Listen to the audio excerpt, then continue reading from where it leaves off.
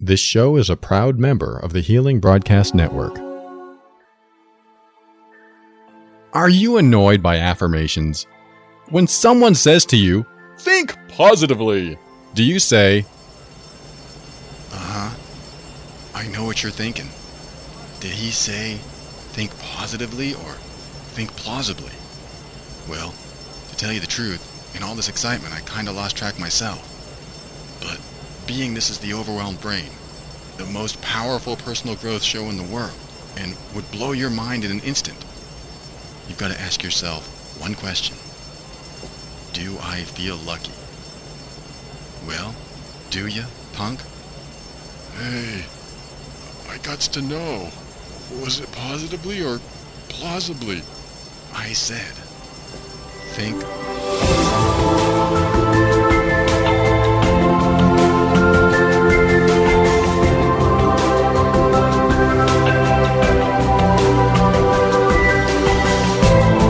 This is Paul Coliani, host of The Overwhelmed Brain, the personal growth show for the critical thinker. On every episode, we'll talk about practical, down-to-earth steps to help you improve your mood and keep you sane in this powerful journey we call life. I want to help you bridge the gap between your emotions and reason, causing you to discover why you do the things you do and what you can do to reach higher levels of happiness and lower levels of stress and overwhelm. My ultimate goal is to help you become empowered so that you can create the life you want. Today's quote is by me because I couldn't find one that really stated how I view forgiveness. So here's my take. Forgiveness is never about the other person. It's about you.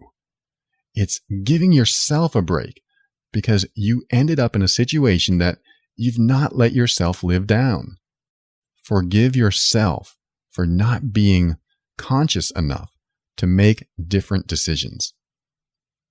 One of the first things that happens when someone does something that we don't like or maybe even hate is that we get a feeling inside. We get a negative emotion. It starts to spring up, whether that's anger or sadness or fear or whatever it is. We might feel betrayed or upset. That first feeling usually leads to other feelings too, but that first feeling is what we hold on to until we forgive. And the longer we hold on to that feeling inside of our body, the more sabotage we bring into our life, the more bad luck we have, the more our decisions don't turn out the way we want them to turn out. Now, the thing about forgiveness is that it's not an excuse to release the other person of their responsibility. They're still accountable for their actions, but it is a way to release yourself of pain and hurt. Remember, forgiveness is about you. Forgiveness is about forgiving yourself for being the way you were at the time. It doesn't mean you were wrong. It just means sometimes we have expectations of ourselves that we don't meet. Like I know people who have been hurt by other people and they say, I should have known better. I should have made different decisions. I should have done this instead. And that is self-blame. You're hurting yourself. It's a lack of compassion. And forgiveness is all about being compassionate towards yourself, being loving towards yourself so that you can feel better. Once you start to feel better, you can let these other people go. I mean, you know how it works, right? If you don't forgive someone, they end up staying in your life longer than you wanted, sometimes a really long time. Think about someone that you can't forgive, haven't forgiven, if you have anybody like that in your life, and think about how often they come up in your life, how often maybe they call or they appear, or how often you think about them, and how it still irks you today that you're still thinking about them or they're still appearing. Why is that? Why do these people show up? The longer you hold on to this stuff, the longer these people are in your life.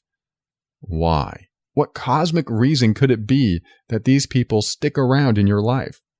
Well, the practical reason that I see is that as long as they still bother you, they are still somehow connected to you. That's not very practical sounding, I know, but what happens is that they're always on your mind. So the more you think about them, the more they're going to be referenced in your life. Oh, that reminds me of so-and-so. oh, I bet you so-and-so is going to call. Oh, this, oh, that. And other people are going to hear you talking about so-and-so. And so that person's going to get talked about more often. And then the word spreads that you're talking about the person and so on and so forth. But what you're doing is keeping that person's presence in your life alive. You're keeping them prevalent in your life. So the question is, do you want to hang on to these people that you can't seem to forgive? It doesn't mean you have to be nice to them, or you don't even have to be mean to them either. Because when you behave negatively towards them, it makes you feel a certain way inside. And if that feeling isn't good, then you haven't forgiven yourself, because the feeling is inside of you. And forgiving the way you responded, the decisions that you made, and your role, if any, in what happened is what releases you and starts to let them go from your life. It's like cutting the energetic tether from you to them. As long as you're holding on to what they did and keeping that pain inside of you, that tether never cuts. Remember, forgiveness is about forgiving you, giving yourself a break for ending up in a situation that you refuse to let die. You don't have to forgive them at all, in my opinion. They're going to be who they are and what they are, and they may never change. But forgiving you allows you to clear your conscience of toxic thoughts and feeling bad. You need more self-compassion, more self-love, and just give yourself a break. Maybe you made a bad decision. Maybe you didn't see the signs. Maybe you did feel stupid, but just brush it off yourself, saying, I forgive me. I should have known better, or whatever words you come up with, just so you can let go of the hurt. And by letting go of the hurt, you get to see a bad situation as a lesson, so you can bring it forward into your future. This is part of the forgiveness process. You can't learn your lesson until you forgive yourself. Once you forgive yourself, you can move on. You can get out of this stagnation. You can stop being the victim. Once you're not the victim anymore, you're no longer sabotaging your own world. Your decisions and your behavior are resulting in outcomes that you want. When I was married and my wife wanted to get a divorce, I didn't want to forgive. In fact, I held on to the hurt that she made me feel inside. I blamed her for the hurt. And so for 2 or 3 months, I would just hang on to this hurt. And then she would reach out and try to be friendly, and I might bite back and say something that, well, why didn't you want to get therapy? And why didn't this? And why didn't you give us a chance? I had all these questions for her, and it was always accusatory. Then one day, I wrote her an email blaming her for everything that went wrong in the marriage. And after I reread that email, I read it again and changed some words because I wasn't so angry anymore, but I was still accusing her of different things. And then the third time I wrote the email, because I read it again and I realized, wow, I'm not as angry or as hurt as I used to be because I just wrote this email and expressed all my emotions. The third time I read it and rewrote it, I wasn't blaming her at all. All that hurt and pain came out through the expression in my writing because I was able to slow down my thought processes and write out, or at least type out in an email, everything I felt. And that was important. As soon as I was getting all that stuff I felt out of me, that was a process of self-forgiving. That's self-compassion. That's self-love. I allowed myself to remove the pressure, vent the negativity out of me. And then being in that space, I was much more forgiving. And it was all about me. I was forgiving myself. And I was able to also say, look, this is probably not the best time to talk and be friendly because we just went through a lot. So why don't we just go our separate ways and maybe someday we'll meet again and we could be friendly to each other at that time. And we did. We separated and I felt pretty good since then.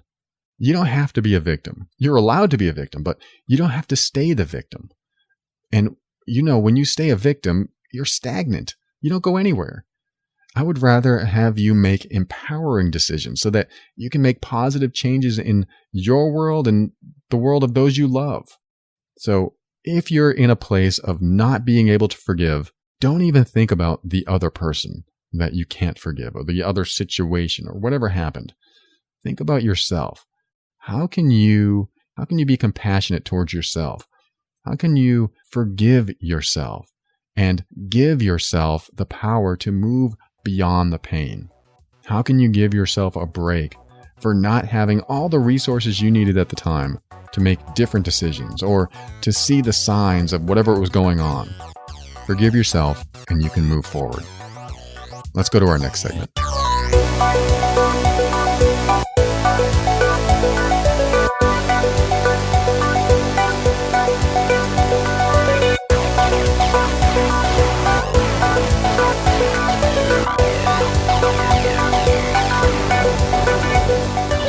All right, this next segment is called Ask Paul. I get a lot of emails, and instead of answering them on email, I prefer to answer them on the show, keeping anonymity, of course, and privacy, so I don't mention people's names or details.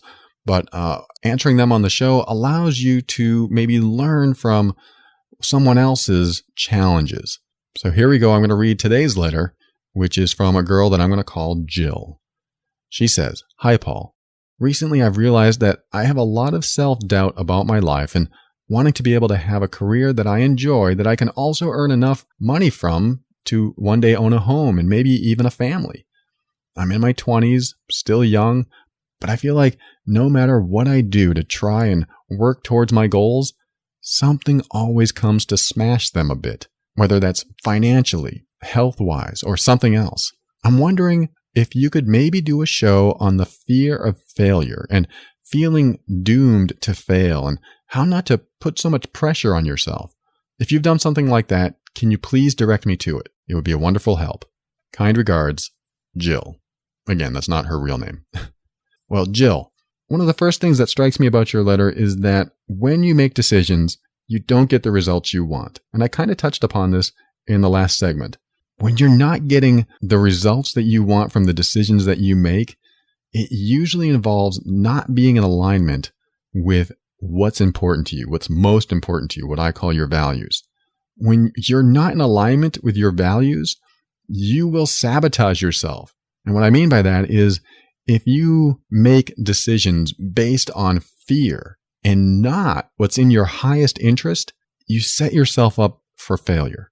For example, one of my highest work values is that I'm respected and that I feel significant in some way.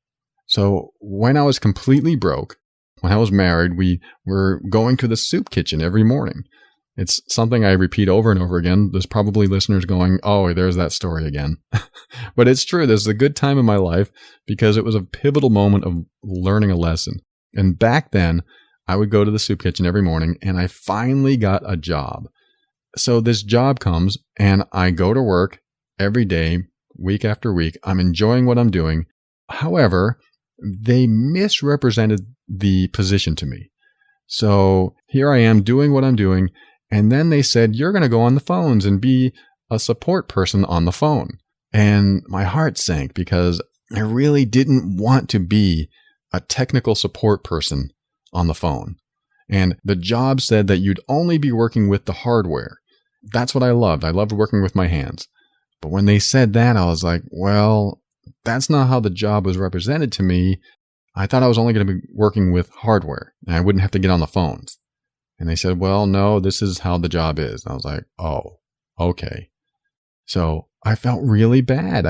Every day after that was a chore. It was hard to go in because I knew that very soon I'm going to have to be on the phone. So the day before I have to get on the phones, I called my wife from work and I said, "I am feeling miserable. Tomorrow they're going to put me on the phones. It's not something I want to do at all." There's other things that were going on too. Like every time I gave my input to improve a process or maybe add videos to the website to help people out, they said, "Nope, we're going to do the things that we are used to doing. Everything stays status quo. Just put your head down and keep working." I just felt insignificant. I felt disrespected because they weren't listening to me. These were against my highest values. Yet, here I am. I have to make a paycheck and I have to stay there. Otherwise, we end up back at the soup kitchen. So I called her and I shared this with her. I was like, I don't know what to do. This is like against my values. This is against everything that I believe in for myself and I want for myself. And she said, do what you have to do. I trust your decision. So I had in one hand a job that was making money. And in the other hand, I would go back to the soup kitchen and stay broke. But I thought about what my highest values in work were. And that was to feel significant and be respected. I have more values in there as well. But once I thought about that and I knew I wasn't getting it, I knew I would be miserable staying. So the next day I quit. I went up to one of the co-managers there and I said, well, that's not what I expected. I didn't want to be on the phones, yet you're going to put me on the phones. So I got to go. He was very surprised, but I did. I went home and got the support from my wife, which was fantastic. But we also went back to the soup kitchen. We had no money again. But what that did was help me feel better about myself and what I was doing. I didn't want to be in the soup kitchen. I didn't want to be broke, but I felt good about myself. And when you feel good about yourself, you can move forward. You have confidence to move forward. You can do more because you feel good.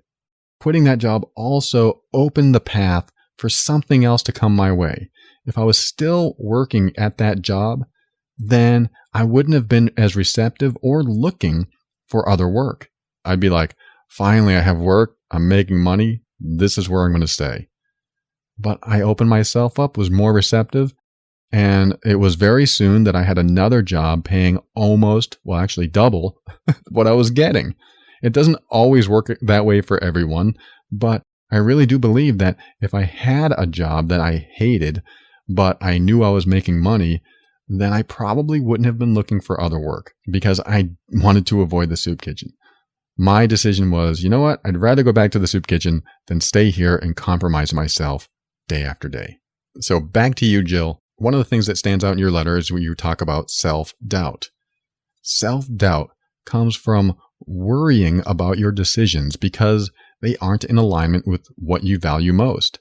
If one of your highest goals in life is to be thin and energized, but you eat a lot of cake, you might be surprised to find that you have an even higher value that overrides being thin and energized. What I mean by that is if I chose to be respected at work, but someone disrespected me and I didn't do anything about it, then there must be something else that's even more important for me to allow that to happen to myself. Does that make sense? If you are allowing things to happen to you, then what is more important than these bigger visions for yourself?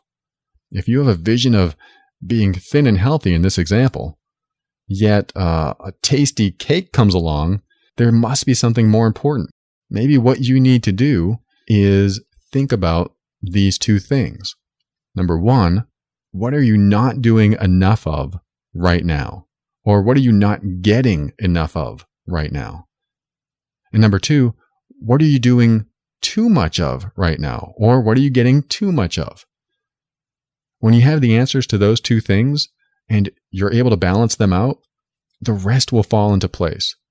For example, you want to be thin and healthy, but now there's a cake in front of you. What do? Do you eat the cake? And why?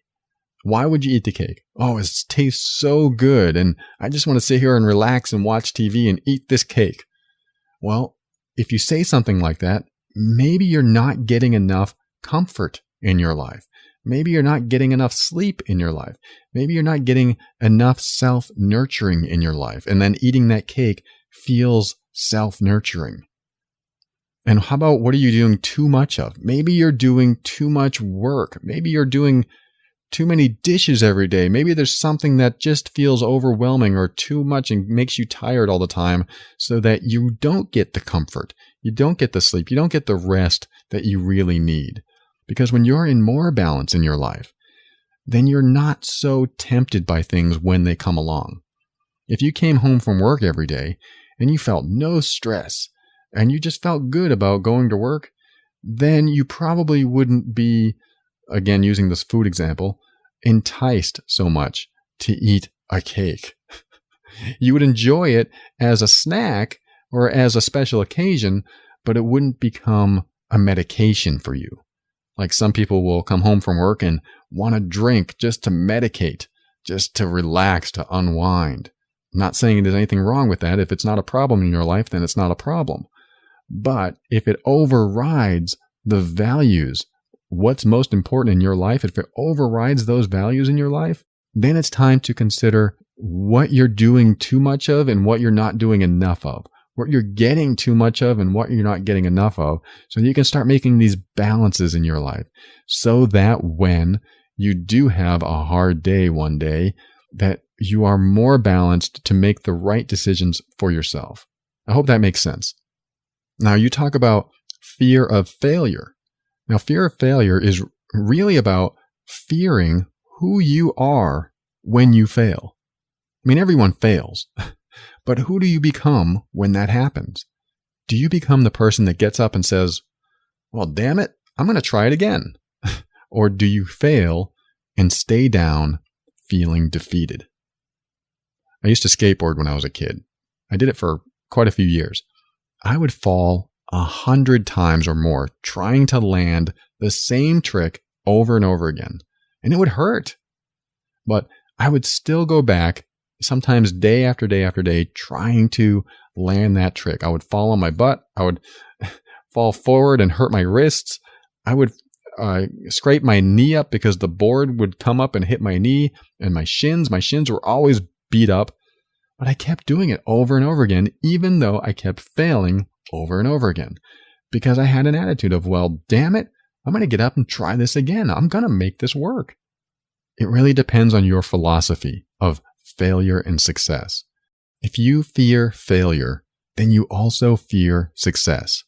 I know that sounds weird, but without failure, there is no success, because how would you get to success if you don't know failure? This is simple personal growth 101. You can never know success without failure. And then success tastes so much better after so many failures. When I finally landed a 360 kickflip on my skateboard, that success was so sweet. And then I would try again and fall over again. But the point is, develop an attitude of, well, damn it, I'm just going to get up and try again. Now, you also said something along the lines of talking about being doomed to fail. Now, this is good, because when you believe you're doomed to fail, that's because visions of your success are so grand and so far off that you can't even see a small step in the right direction as a success.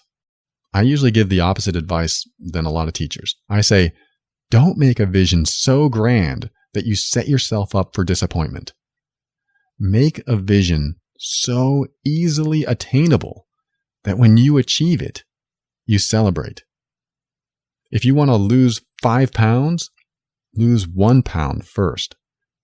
If you want to make $1 million, make $1 first. I know I'm really saying baby steps, but I don't like that term. I prefer the term milestones. For example, I had back surgery in 2010, I believe. When I got home from the hospital, I was in there for 5 days. I had 4 flights to go up to get into our condo. I looked at the first step, and then I looked up at the rest of the steps, and I really wasn't sure how I was going to do it. It was cold out. It was in Portland, Oregon, and it was starting to rain.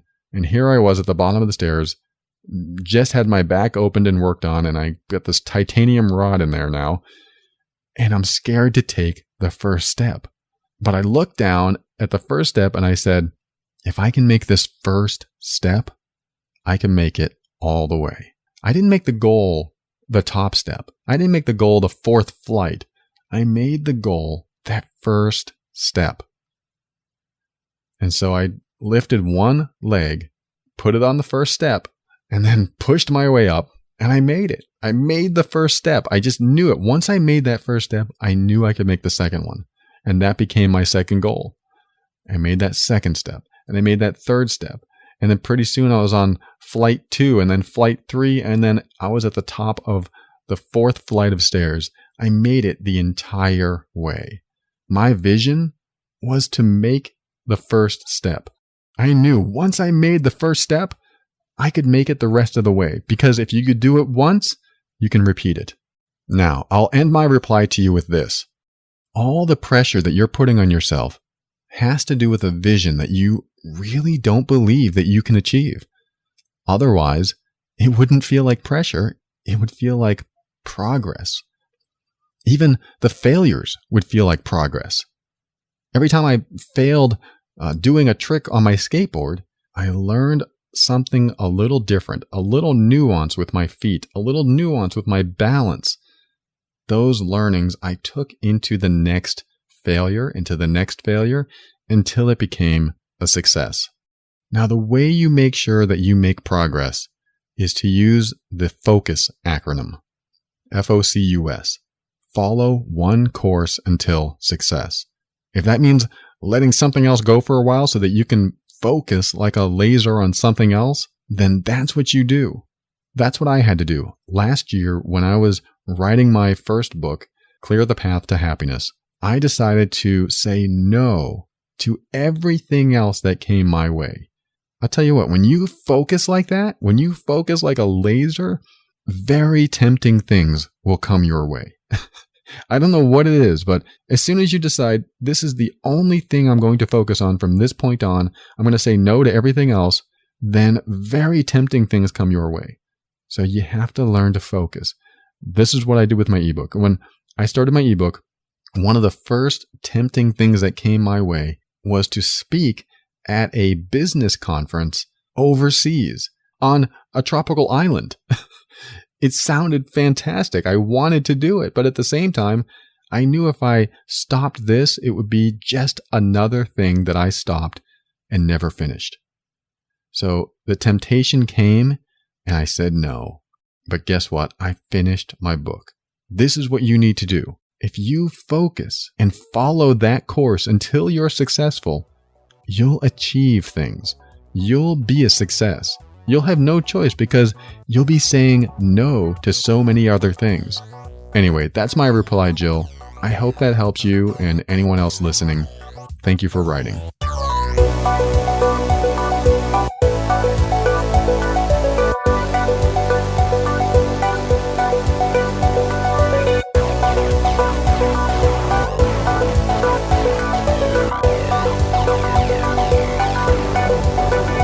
All right, this segment is called News and You. This is where I share a current piece of news and how it affects you and your personal growth.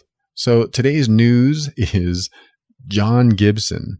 He's a pastor, a seminary professor, and he had an account on the Ashley Madison website. If you don't know what the Ashley Madison website is, it's where married people go to find partners outside of their marriage. Make any judgment you want about that site. That's what it was. If you were in a relationship and you wanted to cheat or find someone else that wanted to cheat as well, you would go onto that site and supposedly they would partner you up with those folks. So what happened to John? John was on that site. Now, if you don't know what happened with Ashley Madison recently, they were hacked. And guess what happened? When they were hacked, the hackers released all the usernames and information online, basically revealing everyone who was allegedly cheating on their partners. Anyway, John Gibson killed himself because he was ashamed. He was on the site. He was looking. Now, there's several painful angles here. One, he's a pastor, a person of authority who typically would be respected as a holy, honest man. Number two, he's married and has a family. That hurts. Number three, he committed suicide. That's another angle that we could talk about for a whole nother show. And number four, the family has to work through the pain of the affair and the suicide at the same time. I should say alleged affair because I didn't read anywhere where he actually had an affair. He was just on the site, so I don't know for sure. And number five, he chose to end his life rather than face his shame. Now let's talk about that. Let's talk about shame. Shame borders both the worst that can happen and the best that can happen. In fact, beyond shame is resolution. Here's what I mean. Shame is the bottom of the emotional barrel. Once you're at the bottom, there's nowhere left to go. So you can either admit to all your faults and start rebuilding your life, or let the bottom fall out. Either way, there's resolution on the other side. But taking your own life shouldn't be a choice, because once you've faced shame full on, you can start over. You may not have the same friends, and you may lose people that you love, but at least you have a chance to prove something to yourself. You can prove to yourself that you're not the person you used to be, and you're going to change who you are, or maybe you don't have to change anything. Maybe you just feel shame for another reason, but you have a chance to start over, start fresh. And taking your life doesn't give you that starting point again. Yeah, it's going to hurt. People are going to judge you, and that's what happens when you are ashamed about something. But if you decide to face shame full on, you can just take the brunt of what happens and start again. John Gibson's family said they would have forgiven him. Remember, they're really forgiving themselves to get over the shock or hurt from his behavior. But by forgiving themselves, they're also loving themselves enough to allow him back into their life. He felt shame for what he did, and he didn't want his family to find out, and if they did, he probably would have felt worse. But it sounded like his family was ready to help him and work through the tough times that he was going through as well. Like, one of the things that happened was they found a letter that said he was depressed and he was going through a hard time and how sorry he was. Now, if that's true and the family is ready to forgive, it might have taken a while to rebuild everything, then he could have had a chance to rebuild his life, rebuild his family, but he just didn't want to face that shame. He didn't want to face the fire. I'm here to tell you, if you're willing to face the fire, you can start over again.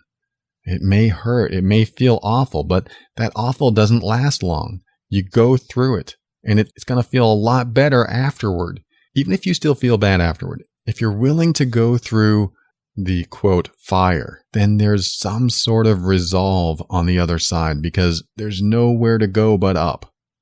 I hope that makes sense. Sometimes we're so clouded by shame, we don't realize how amazing the people that we love can be towards us.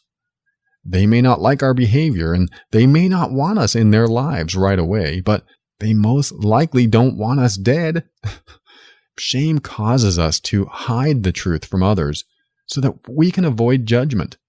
When we're judged, we feel unloved, unwanted, and unsafe. So we tend to keep the shame to ourselves. I once shared a shame that I have in my childhood with my girlfriend. And like I said, I've held on to this since I was a child. But I chose to tell her, and I chose to be judged, and just let the chips fall where they may. The reason I did this was for self-forgiveness. I didn't need her to forgive me. I needed to forgive myself so that I wouldn't hold on to any more pain. Admitting shame is an escape from pain and a path to self-forgiveness. And you got to know that when you admit shame, not everyone will be able to let it go easily. In fact, some people may not want you around anymore. So you can either stay in their lives and be dishonest, not in integrity, or you can leave their lives showing that you want to be honest from this point on. That doesn't mean you have to leave their lives, but if they don't want you in their life, then why would you stick around after that? But the point is, you can stay in someone's life, but be dishonest and feel shame, or you can talk about your shame and get it out in the open and just see what happens. Because once you release that shame, the pain can start to go away, the hurt, whatever else you're feeling, the embarrassment, anything can start to heal you. That is if you're ready to be healed. If you've done something that caused you to feel shame, but you tend to still do it today, then you're not ready to heal. you really have to reach a point where you know you're ready to heal from it. And that's when shame can be faced and confronted and addressed. It's really a matter of checking in with who you want to be. Hiding truths and holding on to pain isn't always the best course of action. Sometimes we do it to protect others, like children, but many times we do it to protect ourselves. Face the shame and get it out of the way, or keep it and go through life in pain. The choice is yours.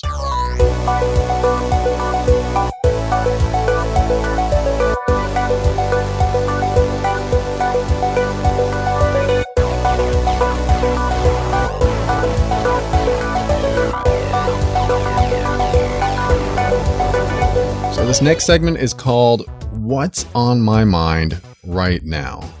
If you've heard last week's segment, you probably remember me saying, I don't know if this is going to be a success or not. So we'll just see how it goes. But I do have something that is on my mind right now. And that's how fast life disappears from us and how fast life goes. If, for example, you go to work every day, it's amazing where those last 8 to 10 to 12 hours, whatever, just disappeared. Where did they go? And then you come home and you're like, wow, my whole day just disappeared. And now I got to take a shower or eat or do laundry or go to bed. Where's my life going? And, I hear people talk about being grateful for every moment in your life because that moment won't exist again. And suddenly you're doing the same thing the next day. You're going to work and you're coming home and you're eating and then you're doing laundry and then you're going to bed. It's sort of unavoidable sometimes because we need money. We need to make our world go round with money. So we have to do what we have to do. But sometimes we tend to forget that there's other people in our lives because we're so consumed by what's going on in our life. Now, recently, if you followed me on Facebook, you probably saw me post something about my cat. This is what's on my mind right now. My cat, his name is Ming. And he's been with me probably almost 19 years now. I don't know the exact length of time, but he's an older guy. He's been with me for so long. This is the third relationship that I've been in where he's been a part of my life. We've traveled across the country several times and we've lived in different states all over the U.S. And he's just been my buddy. But I just found out a few days ago that he has cancer. And it's filled his abdomen area, his belly. I'm not sure what it's attached to, but he's been getting weaker and weaker, and he's very thin. He doesn't appear to be in pain, but, I've been very sad because he's been in my life for 20 years. And now that he's leaving, he's not going to be in my life anymore. So that's what's on my mind right now. I don't know life without Ming. I don't know life without my cat. He's been such a good pet and a good friend. I think about how many times that I could have maybe treated him a little better. How many times did I come home and ignore him? And when he was crying for food, I'll say, I'll feed you later. I'm busy. How many times did I do that? Not often, but, I think about those times that I could have treated him better. Now, I'm watching him closely. He's not in any pain. In fact, he still purrs when I pet him. But when it comes down to the final moments, I'll do what makes sure that he is not suffering. All of this really brings to mind what I need to do for the people that are in my life and for other animals that may come into my life and who I need to be present for, no matter how bad my day was. Yes, I'm going to need some time to relax or rest or detoxify from a bad day, but the time we have is so precious. And the people and animals in your life might want some time with you before you or they have to go on. So I won't belabor this point or anything. We all know that we should take advantage of every moment and be grateful for every minute that we have with our loved ones. But sometimes we just need a reminder. Sometimes we've had a bad day and we don't think about it. So we come home and kind of treat people badly. Maybe we can take the time, 30 seconds, a minute, to say hello, to acknowledge, to be with our people friends and our animal friends and our lovers and our brothers and sisters and our moms and dads, whoever's in our life. Just take a moment and acknowledge them. So that's what's on my mind right now.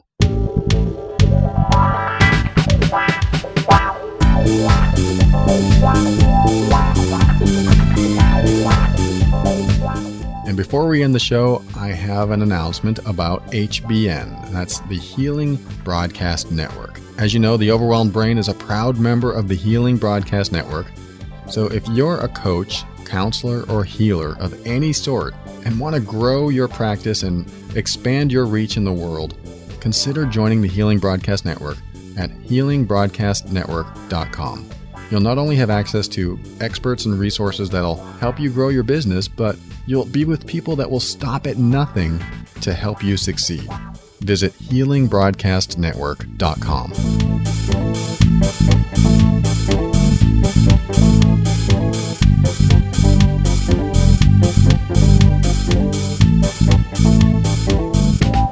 Thank you for listening to another episode of The Overwhelmed Brain.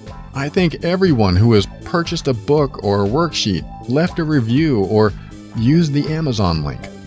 I love giving you everything I know every week and want to be there for you whenever I can. So if you'd like to give back, there are two ways to support the show. Use the Amazon link or click on the Donate $5 button at theoverwhelmedbrain.com. You know, I used to listen to shows like this and never donate. I'll admit it. In fact, I was so used to getting things for free that I thought, well, the show is going to be there whether I donate or not, so what's the difference? Well, that is until I heard something one day that changed my life, or at least my perception about what was going on in my life at the time. And I thought, wow, I just had an epiphany listening to a radio show. It was at that moment that I realized that what I was listening to was worth way more than what I was paying for. If you want to give back, you don't have to send $10 or $100, just $5. Click on the Donate $5 button or use the Amazon button at theoverwhelmedbrain.com. I appreciate you and thank you so much for your support. You're a part of the foundation of this show, and I am grateful.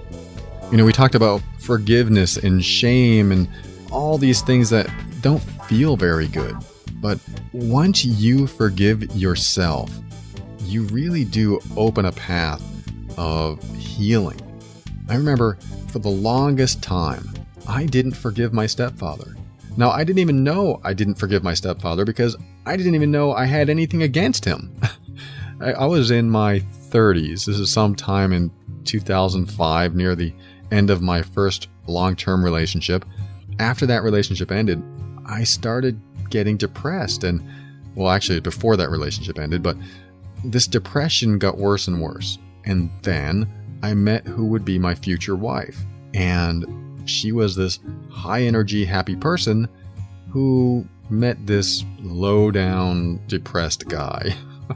So at the time, she was realizing that she didn't want to be around someone who was depressed. So one day she told me, you know, I don't know what's happening with you, but I'm going to leave. If you ever figure it out, give me a call. I realized that I was starting to lose her, and something triggered inside of me. Something happened where, oh my God, I'm losing another relationship. But for some reason, it got connected to how I felt about my stepfather.